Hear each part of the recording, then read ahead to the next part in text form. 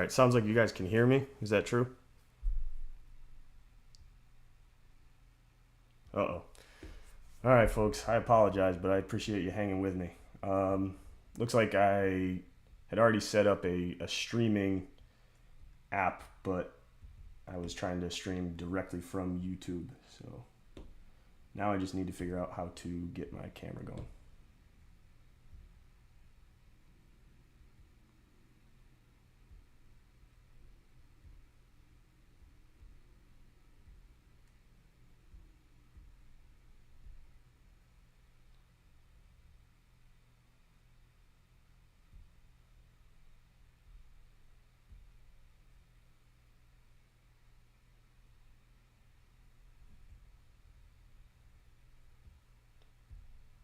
Hold up. Are we good?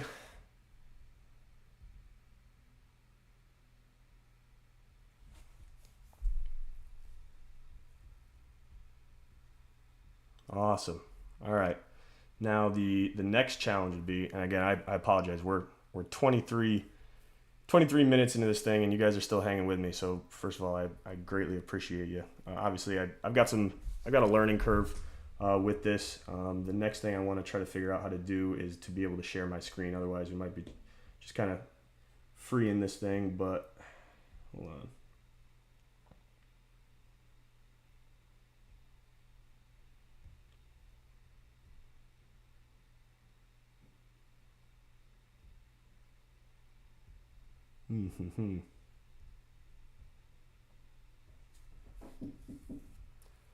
Y'all want to meet my brother? You on cam? There he is. Oh. All right. Everyone, this is I'm Schmoopy, and he knows way more about streaming than I do. But what I'm trying to figure out is how I can use this to share a screen. So I had to put sources to get the video up. Is the video up now? Yeah. Oh, all good? We're streaming. I just want to be able to share my screen. I just don't know how. You'd need another scene with the display. Okay. All right, folks. I know we just went black, but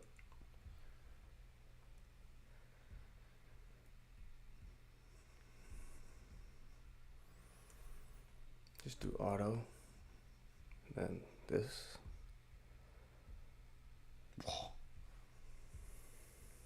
oh gosh. Hold on. So now it should be showing that. So when this window is full, it'll just show that. I don't know if we're gonna do that one. Might need another monitor. Yeah. For now, you could maybe just do face. All right. Well, that changes my plans, but we'll make it work. Thank you, Toops. All right, chat. We'll see ya. All right. Once again, I apologize. I should have these things kind of figured out beforehand. I've live streamed on YouTube before. I just think with way less capability than what I expected for to be able to do with you guys. So hopefully this is up and running. I'm looking at the live stream now. It looks like the screen is still kind of freaking out a little bit. You guys got to give me a heads up if you can see me or if it's still that like infinite window screen.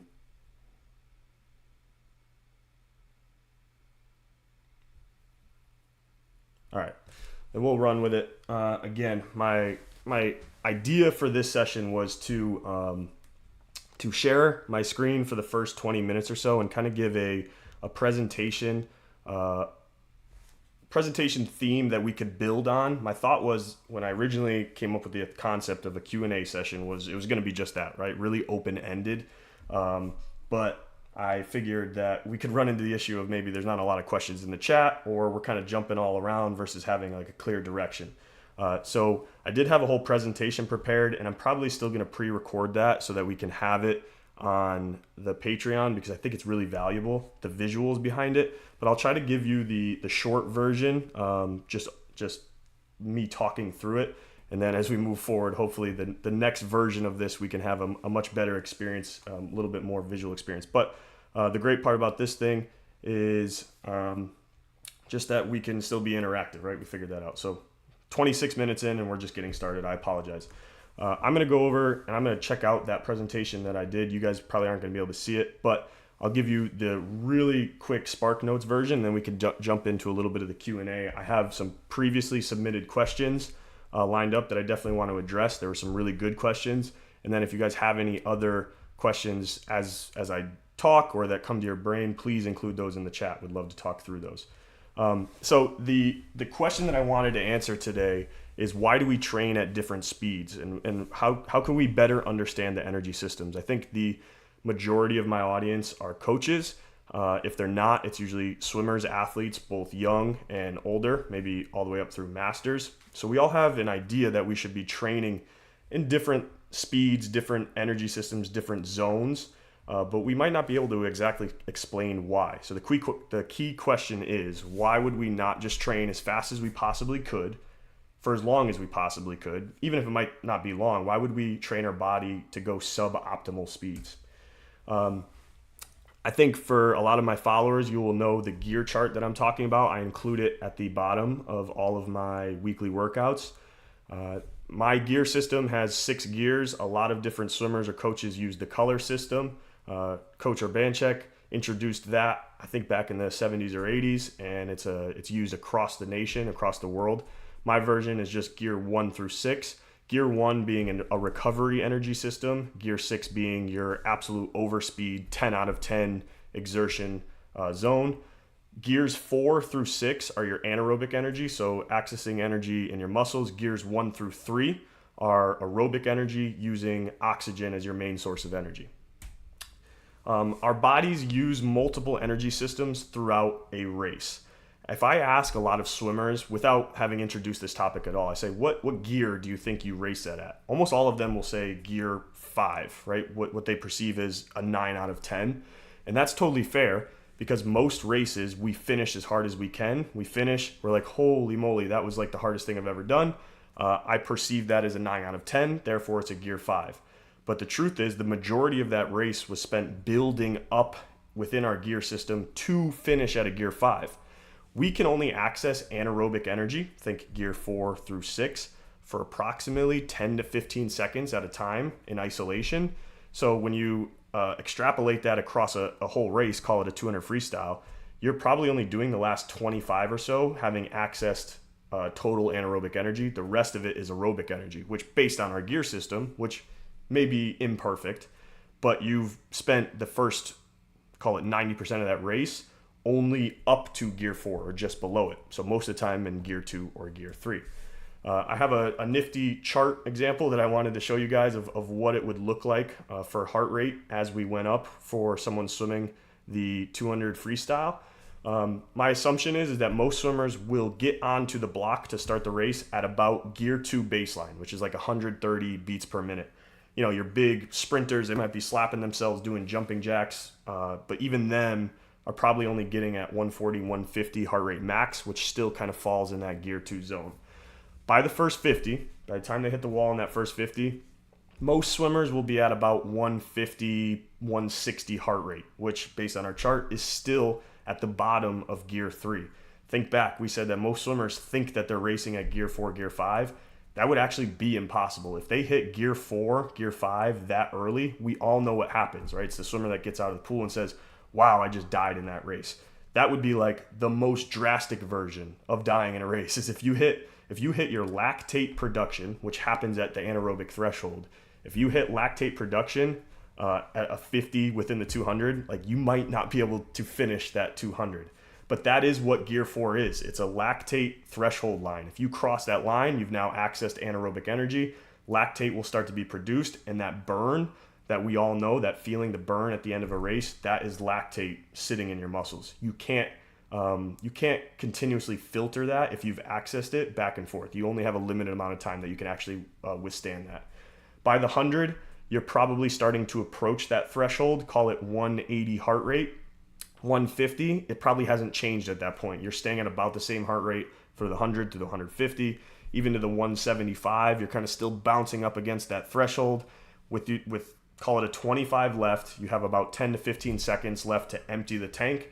That is at which point you can cross that anaerobic threshold, let the lactate be produced, you finish as hard as you can, and we all know what that feels like. It's that burn at the end of a race.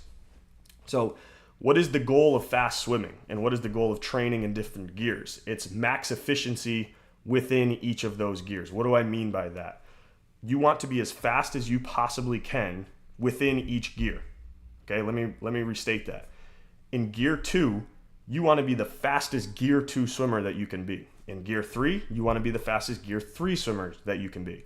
So that when you swim, whether it's 100 freestyle, 200 freestyle, all the way up through a mile, you can stay in a certain gear that is optimal for that race and be the fastest version of you within that gear. Okay, if I'm a really bad, that's a wrong way to put it. Let's generalize here. If a sprinter is generally able to access higher power, more anaerobic energy, then they might not be as good in your gear 2 zone, which makes sense for how they train, right? Our sprinters might struggle quite a bit with more longer distance freestyle aerobic practices, and vice versa. Your distance swimmer is going to have a really hard time accessing a ton of speed and energy at that anaerobic threshold, but they can hold gear 2, gear 3 all day long and probably be a faster swimmer than the sprinter as long as they're in that heart rate zone.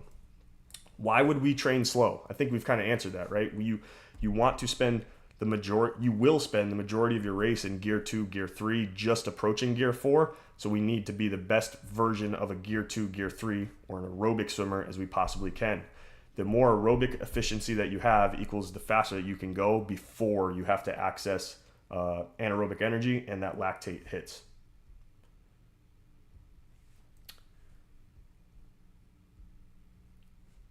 All right. So why would we train fast then? Because what we've essentially said is, well, sounds like we spend 90 to 95% of a race in our aerobic energy. Why would we not just do, the traditional old school aerobic practices? We'll swim 400s on repeat and I'll just be really good in gear 3 and then I should be good, right? If I'm 100% better for 90% of the race than everybody else, then I have a really good chance of winning.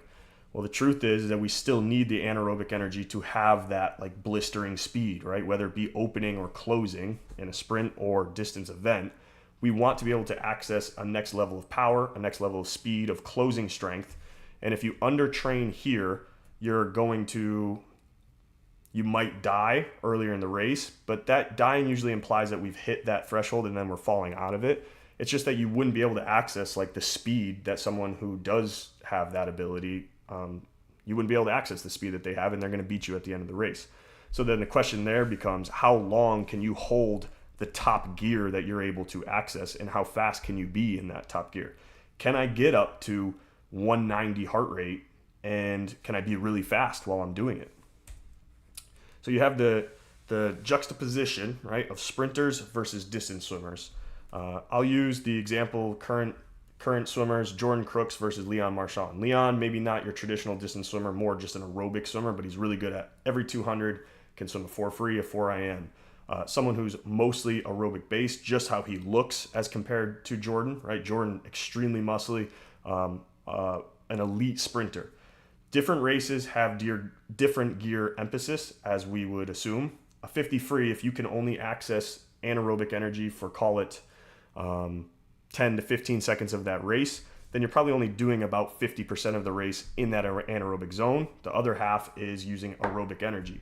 Well, you'll say, well, he doesn't breathe during the 50. How is he using any oxygen? The last breath he takes as he jumps off the block is what he's going to use over the course of whether it be half to the whole 50. We know that Jordan is going to need a lot more training at that anaerobic, in those anaerobic zones, whether it be just threshold or all the way in gear 5, gear 6. On the other side, you have Leon, who, let's say in a 400 IM, it's a race that takes about 4 minutes. He's only going to do about the last 25 accessing anaerobic energy. The rest of it is aerobic. So about 90% of that race for him is aerobic. He's going to need to spend a lot more time being efficient and fast within the gear 2 to gear 3. So all that's to say is we need to train smart. We need to know that every gear matters within our training. And that's where the foundation of this talk, I hope, sets us up to be able to have more better done presentations in the future, but have more presentations that kind of build off the idea that it's important to hit every gear within a single day, perhaps, within your week, and then zooming way out to your season and your yearly plans of where you're focusing on those certain gears or energy systems. Efficiency in this case equals your max speed potential. I don't know the verbiage here, but your max speed divided by your energy used, let's call it. That's your performance. Max speed over energy used. How fast can I go while still being efficient in how I'm using my energy?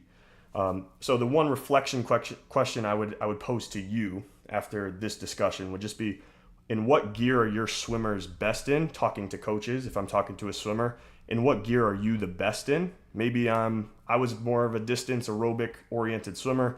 I was probably really good in gear 3. If you were to test that somehow, I know that gear 2, gear 3, I could do that all day long. When it was time to sprint 25s, I used to get my ass kicked. It's just the truth of it. So I wasn't a very good gear 4 plus swimmer. I wasn't a really good anaerobic swimmer. In my older age, when I get back in the pool, I have more muscle. I'm able to access that better than I was when I was training more aerobically.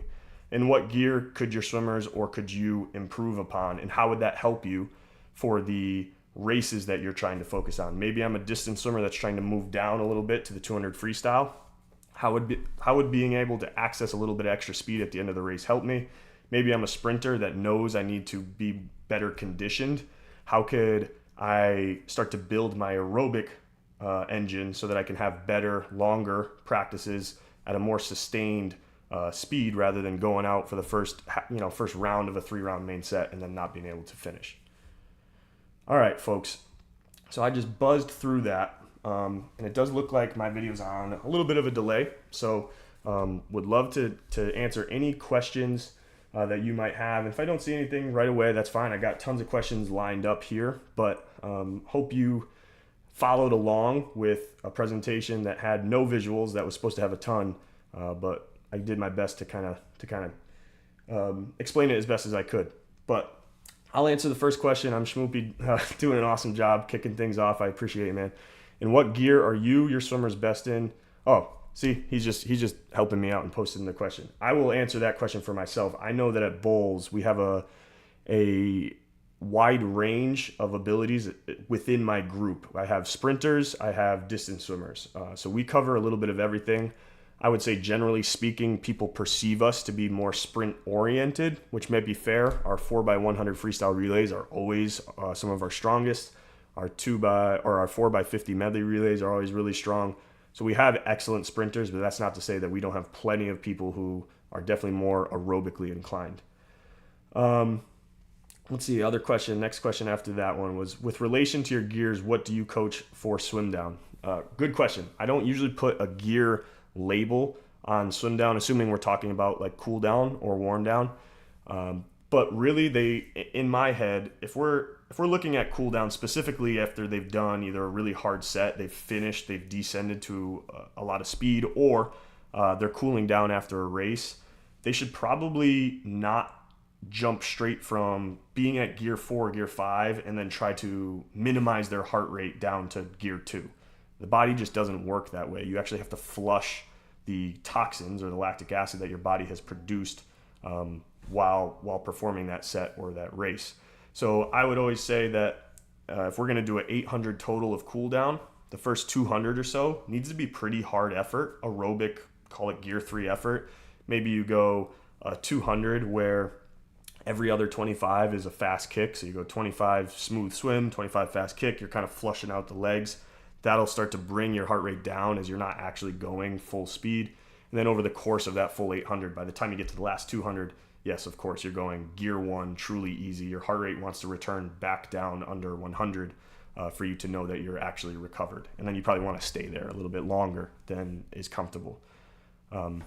So yeah, I hope that helps. Any other questions before I jump to the questions that I have written down previously submitted?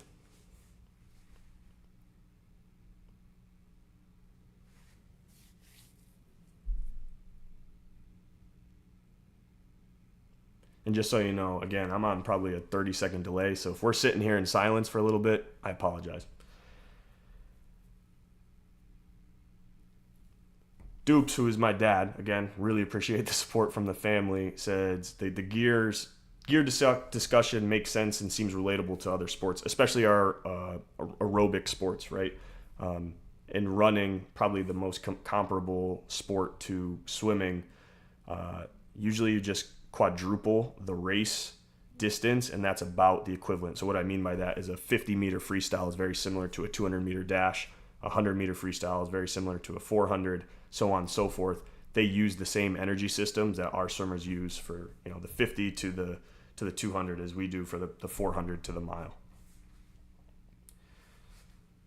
Jack, I appreciate it, man. He goes, what gear is Flipper best at? Secondly, how do you navigate race strategies with your swimmers at meet? So Flipper is for sure a gear 0, hangs out probably heart rate 40 beats per minute, on the verge of death potentially. He sleeps pretty heavy. Sometimes you have to kind of shake him to get him to wake up, but pretty elite in that really low aerobic zone. Secondly, how do you navigate race strategies with your swimmers at meet? So I like this question a lot. It's a broader topic because in reality, your race strategy should probably already be generally understood going into a meet based off of what training you've done over that season. I look at the discussion that happens pre-race with swimmers is generally more oriented to the swimmer just feeling like you are there, you see them, you're there to support them, right? And if they need to hear some sort of technical advice from you, so be it. Do it. That's what's going to make them feel confident that they can approach that race best. But it should be generally pretty open-ended, something you've already worked on with them before. But let's pretend a swimmer walks up to me, they have the 100 backstroke, and they're like, okay, Coach Jake, how do I swim this? I'll say, time out. You know how to swim this. You tell me how you're going to swim it, right? And that little bit of challenge gets them to stop, reflect, take ownership of that situation and say, okay, you're right. I do know how to swim this. I am going to try to stay easy on my legs for the first 25, use mostly my rotation, my power for my arms. Once I hit the 50 wall, I should be going all out at that point, meaning I should build into my 50 wall so that I'm all out coming off of it, and then everything I have coming home in the last 25. I say, okay, great. Like that was a true technical strategy that you broke down for me. And then I might give, one extra little piece of advice. Make sure you hit your 8 underwater kicks off of every wall. Something simple that they know that I hear them, I'm with them in that race, but it's really their race. Okay, one question was how you design training weeks during the season. So this is definitely a discussion that we could spend a lot of time on, and I plan to do another video, probably a live stream on my weekly design. I will dive into it a little bit in terms of planning. I believe in working your way down. So your season, really your quad plan, which quad refers to a 4-year plan based around the Olympic cycle. Our club, Bowl School, we base everything off of a quad plan, looking ahead to the next Olympic cycle. So you have this 4-year plan, knowing that your goal is to put somebody at the Olympics, and everyone else will be supporting that mission for whoever it is that ends up being at the Olympics. If it's nobody, that's fine. We believe in the Olympic mission. From then on, you go down to your year and your season cycles, and you need to know, where are my meets falling? Where do I need to rest? Where do I need to train hard? And then you break down your micro cycles from there. So 6-week, 3-week, 1-week cycles. And then once I have that whole plan written out, and you can imagine the size of some of these spreadsheets, then I start to dive into, okay, what does my week need to look like and what do I need to hit throughout the week?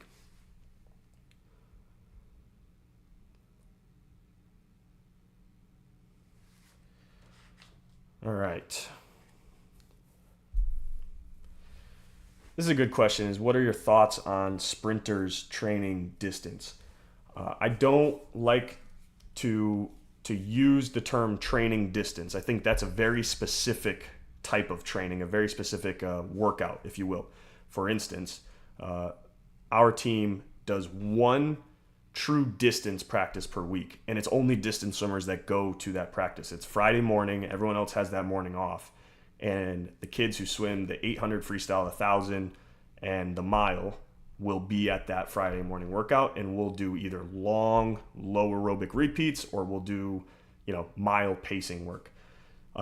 what I think you're referring to is probably what I refer to as low aerobic practices. These are, I think, longer, potentially freestyle, maybe some IM work, but longer workouts, longer reps. I'll use the example of a workout that I suggested last week to somebody was three 400s, three 300s, three 200s, three 100s, steady descend throughout.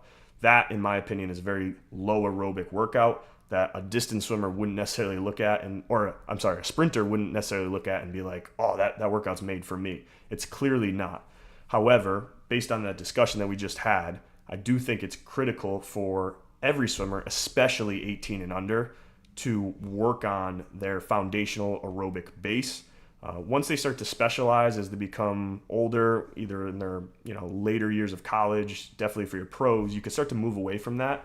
But your 18 and unders, there's always time and space to work slower, longer, really pretty swimming. And I want to exaggerate that last part. Pretty swimming means that when we're going less than full speed, our stroke better be absolutely beautiful. So as a coach, you need to know what are the things I'm looking for in terms of stroke shape, details in and out of the walls, amount of kicks off the walls. What do I need to look for when we're not swimming super fast?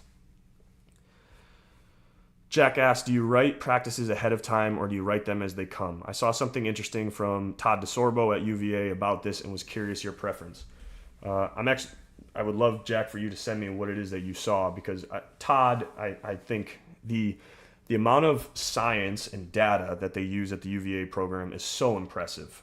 And I wish I could begin to understand how they utilize it. And I also have tons of resources, but my assumption is that Todd does a lot of planning where that data gets utilized and how he thinks about how a workout or a week needs to turn out. But Todd also strikes me as someone who's willing to go based off of his perception and his gut. I believe I fall somewhere in the middle there. I just told Coach Peter, our head coach, the other day that I feel most confident walking into a practice when I have it written out, when I have it planned ahead of time. It might be the day of that I write it, but I like to have a plan that at least I can see. It allows me to focus on the next thing or whatever I need to be coaching rather than like scrambling to figure out what the next set needs to be. And I'm at the whiteboard and they're doing practice and I'm not able to coach that. However, if I have a plan, I also feel confident to be able to watch practice and see the things that I need to see in order to make a change if necessary. If the next set has 3 rounds, I think we only really need 2 to get the work in that I feel comfortable with, then I'm going to scrap the 3rd round and I'm going to do something different. Maybe we'll throw in a kick set. I like to be able to change intervals on the fly, use equipment at times where it's not necessarily written. This morning I did a practice where I wanted him to go fast. I wasn't seeing the speed I needed to, throw on some fins. So I fall somewhere in the middle. Yeah, Jack, you followed it up and said that he goes off his perception and gut. I would assume that article is probably a little bit fabricated in terms of he probably mentioned that similar to what I did, and they maybe run with that a little bit. I know for certain based off of the people on his staff that they definitely have a plan. He just trusts himself to be able to make adjustments. Javier said, Micro, do you use 7 or 14 days to cycle through your energy system? Where do you put your recovery day, or do you adapt based on what you see from the swimmers? Good question. So we usually go on a weekly schedule. I find it most easy to organize. It just fits in the planning structure that I use. However, there's nothing wrong with using 14 days. You could certainly extend that out 14 days. Some coaches will even do like a 9-day cycle if that's how their brain works. It's not how mine works. But within a microcycle, yes, I use 7 days. We make sure that we build around where our race and quality days need to be. So for us, it's Tuesday is going to be more like 200 race pace strategy. Friday is usually going to be your something all out effort, whether it be getting up on the blocks, a broken swim, maybe a bunch of fast 25s. And then we build the week around there. I know I need my aerobic set. That's probably going to come on, freestyle aerobic on my Monday. Maybe IM aerobic on Wednesday. So now you can picture you got your Monday aerobic freestyle, Tuesday 200 race pace, Wednesday at some point probably your another IM aerobic day, or maybe that probably, as I say it, that probably becomes more of like a recovery drill focused day. Thursday becomes your IM aerobic day, and then Friday you're back to your race pace.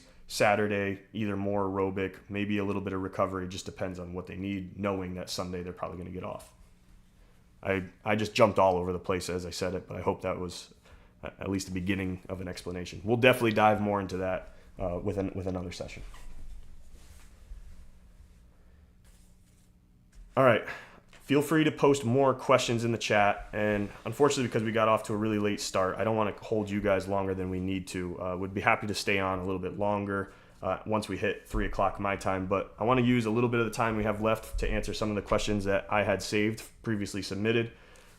Jack, again, you're the man, just loading me up with content here. Jack posed a really good question to me. He said, how do you break down long-term vision into smaller daily and weekly action items? And then secondly, how do you communicate those action items or vision to your swimmers and your parents to get all people aligned? My answer, and I'll try to keep this short, is to anchor your vision for whatever, it's your club, maybe it's just your swimmer, but anchor your vision to the mission. And the mission is what brings the vision to life. What do I mean by that? I'll use us as an example, and I don't want to take credit for any of this because it's not me. I'm just a part of the system. Coach Peter Verhoff at Bulls does an excellent job of being very clear about what our mission is and how everything we're doing needs to fit within that mission. Our mission is to elevate performance, to elevate fulfillment, and to elevate the team. And there's longer definitions within that, but you can picture it's performance, fulfillment, team. Everything that we do planning big on our way down needs to somehow fit in one of those categories or all of them, some combination of it. From your mission, you work down backwards. You have your season plan, which I just discussed a little bit, where your meet's going to fall within that season plan, and subsequently, how would you rest for those target meets? You have your cycles, so you could go 6-week cycles, like 6-week blocks, where maybe one's more aerobic focus, maybe one's more race pace focus. You have your 3-week cycles within those blocks. So the 3-week cycle represents progression that I want to see within those 3 weeks. Can I get better from week 1, 2, 3 before I switch up my sets? And then daily, how does what I'm doing today fit within the greater mission, within the vision? And can I make sure that what I'm watching happening in the pool or what I'm saying, does it fit within that expressed mission? So that's the first part of that question, is how I would think through big picture down to small picture. And then you asked about communicating that to your stakeholders, your parents and your swimmers. On one hand, I would say you need to educate your swimmers, because swimmers are thirsty for more education from our coaches. I think back to when I was a swimmer and I made a lot of assumptions about what we were doing, and it would have meant a lot to me to maybe once a week sit down, maybe in like a classroom setting, and have the coach either talk through that week or some other swimming topic, just so I felt like I was still learning and developing in the sport. We have a coach on our staff, Coach Claire Mills, who does an amazing job with this. She coaches our national prep group, and every Wednesday she hosts Wednesday Wisdom at the beginning of her practice. It's like 15 to 20 minutes of a classroom session, and she talks about some swimming related topic that will make them better, more highly educated swimmers, what we call improved swimming IQ. Lastly, for parents, I would say over-communicate, over-inform to them. We use the strategy of a weekly email to all of our families. That should have a full practice and meet schedule for the next 2 to 3 weeks so that they can look ahead. And then it can also include a little blurb about the meets that are coming up, your expectations for them, so that they can start to see and rationalize where you're coming at from a coach planning-wise and what you see for their swimmer moving forward. So, big question there. Hope you got something out of that one. Let's see. Is it necessary to take Sundays off? Whenever I take a day off, I lose my feel for the water, and it usually takes 1 to 2 days to get back in the groove. Good question. This is probably not the right way to say this, but I will. I firmly believe that you need to take a day off almost every week. The reason being is that your body needs to, number one, physically recover. That's probably number two. Number one, mentally recover. Number two, physically recover. You need space away from the pool. Unless it's like truly what just makes you happy. There's nothing you would rather do than be in the water. If that's the case, then when you go on Sundays or the day off, just float around. Like, don't have a structured set because you need that space. And I also think that adaptation occurs in your days off. So both mentally and physically, if you can have a separator between 1 week to the next, you can walk into that next week refreshed and ready to improve upon what you had last week. If there's never an end and a beginning, it all starts to meld together, and I could see where you could potentially get stuck in what we call a plateau, right? You're just stuck doing the same things over and over again. Shmoopy, appreciate the support in the chat. You're awesome, man. Okay, so we're coming up on 3 o'clock here. Let me try to answer like 1 or 2 more questions, and I'll stick around an extra 10 minutes and let the stream run if y'all want to hang out. Otherwise, I'll let you go at 3 o'clock. Thank you for hanging with me. Let's see. This question was, how often should swimmers train at race pace? So we spent the beginning of this live stream talking about energy systems. Race pace falls somewhere in the high-end gear 3, approaching anaerobic threshold. I believe in quality race work 1 to 2 times per week, depending on the time of season.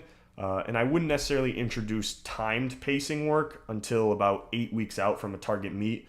The chances that your swimmers are going 200 pace early season is probably pretty slim. And you don't want to discourage them by giving them pace times that aren't actually applicable to their end of season race. Jack said, do you ever run anaerobic sets in back-to-back training sessions, gear 4, gear 5 efforts? How do you space out your energy zones during a 7-day cycle? Probably another big question, and we could cover it in a weekly planning session. But I would say it's relatively rare to have the focus of a session be anaerobic for 2 in a row. What I mean by that is like a Wednesday morning, Wednesday afternoon. It would be really rare that I would have the focus of Wednesday morning be gear 4 races and then gear 5 be power. It might look more like Wednesday morning is low aerobic IM, so more gear 2, gear 3, and then Wednesday night they're going to lift and they're going to do power cord. So that's like your gear 5, gear 6. But that's not to say at the end of your morning IM workout, for instance, you do a couple 50s fast just to finish it well. It just wouldn't be the focus of the workout. Other questions. What is a go-to set for race pace for me? I always kind of go back to the foundation of a set that we did with Jason Kalanog. He was my coach at Bowles for a little bit, and then my college coach at Texas A&M. His go-to race pace was some version of like 3 rounds of 850s. I wrote down a version where it's the first round is you do 1 build, 3 at pace, your pace time plus 2, 2 at your pace time plus 1, and then 2 at your pace. The next round would be 1 build, 4 at pace plus 1, 3 at pace, and then the last round being 1 build, 7 pace. Some variation of that I think is pretty straightforward, and swimmers can see their progression as they go. Other questions. This is a good one. How do you approach swimmer motivation during tough training phases? There's certainly parts of the season that are difficult for swimmers to stay engaged, and quite frankly for coaches too. I would say there's 2 ways to do this. Number 1, you have to let the swimmers know that you see and you perceive the struggle that they're going through, and you need to give them the space to like tell you that, whether it be through their actions or what they actually say to you, and then like give them space to try to recover from that. Maybe it's a recovery practice or something they didn't expect. Maybe it's games one day of the week, just to kind of re-engage them in what is otherwise a long stretch of the season. And a follow-up to that would be like find ways to race, because most kids and most coaches, the reason we love this sport is the competition, the race side of it. So if you can build in ways to race, not necessarily at a meet, but hop up and do relays, like that will get your kids back involved. All right, folks. I wanted to be strict about ending at 3 o'clock. Thank you so much for not just ditching me once we went 20 minutes of just staring at a black screen and I'm talking to myself over here. But I appreciate you guys hanging with me. If you want to hang out another 10 minutes, I'll try to breeze through some of these other questions that were submitted. But don't feel obligated. Again, this will be recorded and posted for viewing later. So thank you so much. Looks like I think almost everyone in the chat are Patreon members. If not, you're a subscriber to my YouTube. So please give this one a like. I don't know what else to say. My brother would tell me what to say at the end of a live stream. But I appreciate you. We'll see you next time. Otherwise, I'll hang out and answer these ones. All right. So for those of you that want to hang out, let's see. This next question was, what do you prioritize first when designing a week training block? I actually think I answered that one already. Build it around a race or quality days, which look very different depending on the time of season. You're closer to a taper meet, for instance. I'll use us as an example right now. Most of our swimmers either have futures or juniors coming up in the next couple of weeks. Friday morning, this morning, was very race oriented. They did 2 fast suited efforts. Tuesday, I believe it was Tuesday evening, we did some sort of more pace oriented workout. Everything else is going to be designed and built around that. You have an aerobic day usually before your race pace days, and then you have some sort of recovery day, potentially after your race pace. And the piece that we throw in, because we have the access to it, would be more of like a power-based day that mixes with lifting. You might do some resistance cords, things like that. How do you handle differences in abilities within the same training group? Excellent question, and I don't know if I'm the right person to answer it. Honestly, because I'm very, very fortunate and lucky with who I get to coach at Bowls. I coach our national group, which is approximately our top 30 to 35 swimmers. All of them have junior national cuts or above. So relatively, I'm working with really high level 18 and unders. But that's not to say that there's not some wide variation within that group. I mentioned earlier, we have elite 50 freestylers, and then we have elite distance swimmers. We have breaststroke only swimmers who can't do a lick of backstroke, right? Everything in between. And we all deal with some version of that variation within our groups. I like to think that if I have a group that big, there should always probably be 2 versions of the main set that I'm doing. We use the term cats and dogs. That comes from Coach Bill Boomer. Your cats are your more anaerobic focused, generally more sprinter focused. They need a little bit shorter distance, a little bit more rest. Your dogs are the ones who can handle a little bit more yardage or a little bit more aerobic focused. But if you can write a similar version of the same set and have a cat's version and a dog's version, or maybe more simply interval 1, interval 2, you've created a little bit of personalization for the athletes within that group, and they feel like they're being not catered to, but as a coach, you're giving them something that they can get better at versus just throwing them in a practice that they don't feel connected to. Let's see, Jack, just reading your comment here, it says ABC intervals are a good way to handle differences in skills. Yeah, I couldn't agree more, and you probably know way better than I do. Changing repetitions, distances, etc. between A, B, and C groups. As a smaller team, I'm sure you run into that all the time where you kind of have to cater to everybody, make sure that everybody is seen, heard, and get something that's useful to them. But yeah, intervals probably the simplest way to do it. The fun, potentially challenge of that is making a practice like a puzzle workout so that you're ending at the same time. I believe in ending as a group, as a team. So if you send everybody at the same time on different intervals, you don't want to have a group that's sitting over in lane 8, either finish 7 minutes early or is 7 minutes behind. Just got to be careful about that. All right, we'll finish up here pretty soon. I had some personal questions on the side, and Dupes, I hit 7 million views on YouTube in 1 week from a single video about having fun playing in the pool. That was my highest performing video on Instagram too, and I posted it a while back, and it clearly connects with a lot of people, both swimmers and non. I think what that video represents is that you need to give your athletes space to just be kids, and that goes for all age groups, little kids all the way up through college to pros. One of the beautiful things about swimming is usually kids get connected to the sport because they, at some point in their youth lives, loved going in the water, whether it be the bathtub or in a backyard pool or the beach. There's a reason that we like being in an element that we're actually not used to being in, and it's because it's different, it's fun. When swimming becomes a chore and a job, which it very much it will at some point, that's when you need to, as a coach, be very conscious about the space that you're giving swimmers to enjoy just being in and around the water in the pool. In that video's case, showed off some really cool elite athleticism from my athletes. There's a lot of versions of that, but just letting kids do their thing, whether it be jumping off the diving boards or throw out a bunch of pool noodles. Kids have an innate way and ability to entertain themselves, especially when you remove them from their phones, and it's like a beautiful thing to watch at times. A couple personal questions. What is one set you remember suffering through as a swimmer? It's funny. I remember getting into coaching thinking that I've done so many sets, like I'll just be able to like go back in my memory file and pull a set whenever I need it. Like I had so many sets that I'd done.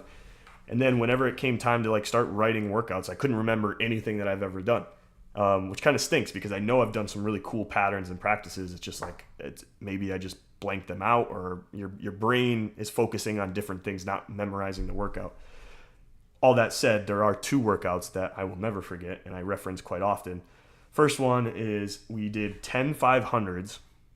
I believe it was twice a week at Bowls my senior year. It was like a group of us kids who were focusing on the 500 freestyle, and we did 10 500s twice a week, and the interval just got faster and faster and faster throughout a season. I think we might have gone like 8 to 10 weeks of just doing the set over and over. And I got really used to it. I just knew that that's what was coming, but I remember kind of dreading it every time I walk in the pool. Coach John, who is my coach here at Bowls, for those workouts, more of a distance-oriented coach, me and him worked together a lot. He claims that it was Coach Sergio who came up with that set, and John was the one implementing it, but I think Coach John actually enjoyed it.